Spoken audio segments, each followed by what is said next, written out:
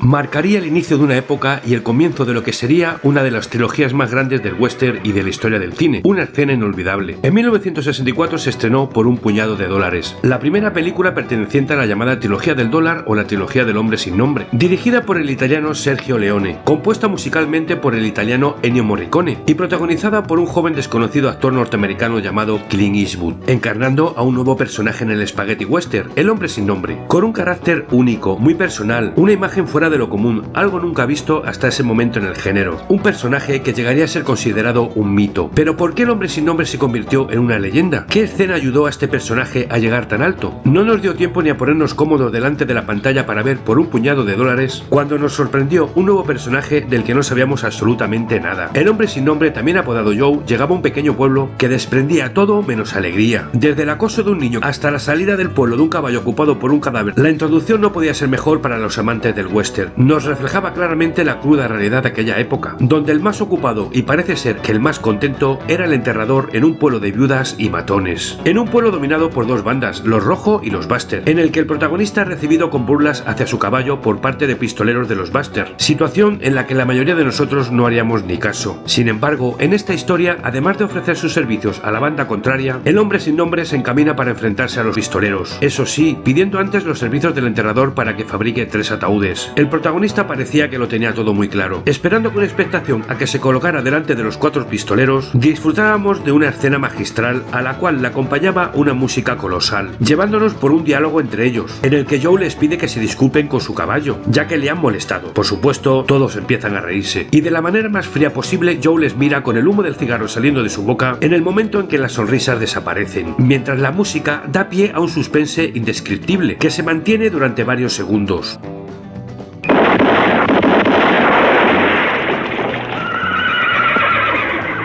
Y al final terminando todo muy rápido, casi como un suspiro, la ejecución de un duelo con imágenes nunca vistas. Al final Joe pide 4 ataúdes al enterrador. Personalmente para mí esta escena es genial, una escena en la que Sergio Leone se toma su tiempo para decirnos que ha llegado un nuevo personaje del oeste y que será recordado durante décadas. Una escena que no sería igual sin la unión de las imágenes, la música y los personajes. Años más tarde tendríamos un duelo a 3 de la última película de la trilogía del dólar, el bueno, el feo y el malo, que potenciaría el género a otro nivel, un duelo de miradas, pero esa es otra historia. En los próximos vídeos que aparecen en pantalla tienes más sobre películas del viejo oeste.